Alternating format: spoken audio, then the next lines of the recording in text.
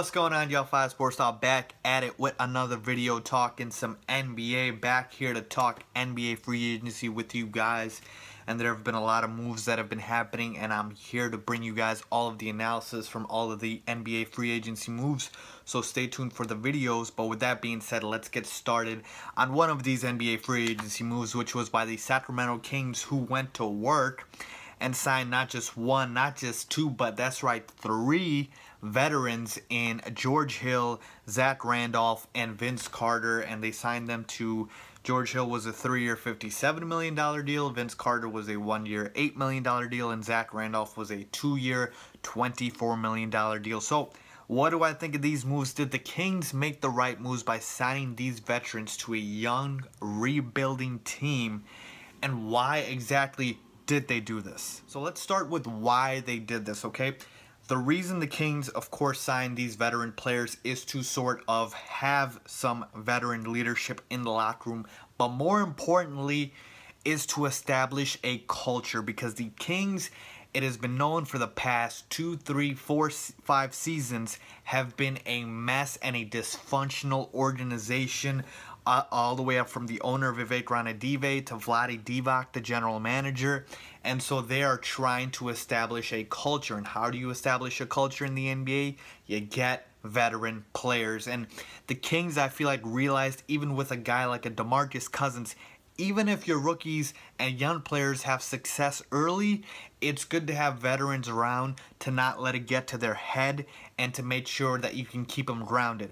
And so now with the Kings roster, which is filled with young players, they have De'Aaron Fox that they drafted this year, Justin Jackson, they got Willie Cauley-Stein, Buddy Hield, Skal Labissiere. They have a bunch of young guys they drafted this year as well as the years previous. So they want to be able to hone in the potential for all these guys and make sure to develop them well. And these veterans is the reason for that.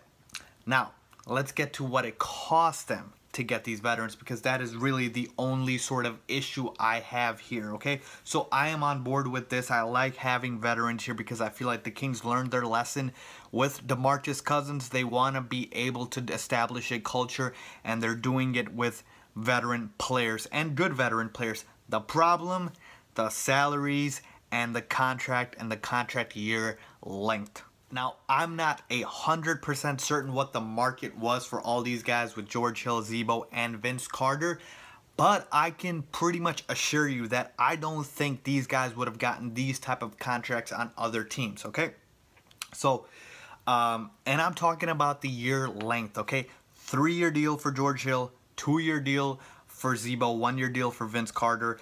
The 1-year deal is fine, and that's the biggest thing for me is when you are a young team, you want to be able to do 1-year deals with these veterans. You don't want to do 2, 3-year investments because, like I said, the 2, 3-year investments, now you're actually taking away serious playing time. You're actually taking away money that could be used to, better assist your team, because these guys won't be around for the future of the squad, right? Like you said. Now, Z-Bo in year 2 might be taking away valuable minutes from Willie Cauley-Stein, might be able to take valuable minutes from other bigs on their team. George Hill is going to take valuable minutes away from De'Aaron Fox in year 3, or he could be taking valuable minutes away from Frank Mason. And so that is the only issue I have here. I wish there were 1-year deals, 2 years max. I don't like that George Hill contract at all. 3 years, $57 million. I believe they grossly overpaid for him. Now, part of this does have to do with the fact that the Kings had money to spend, and they needed to spend it in order to hit the salary cap floor. You do have to spend money in the NBA, a certain amount to hit that salary cap floor, because you do get penalized if you don't. So I understand that, but like I said, I have an issue with the years. I don't really have an issue with the contract itself besides George Hill's. So Z-Bo, like I said, good value on the 224. Vince Carter was a 1-year deal, so I'm fine with that. But like I said, just wish it was 1-year deals. But all in all, like the move, I'll give it a solid B, B- for the Kings, because I feel like they are trying to establish a culture.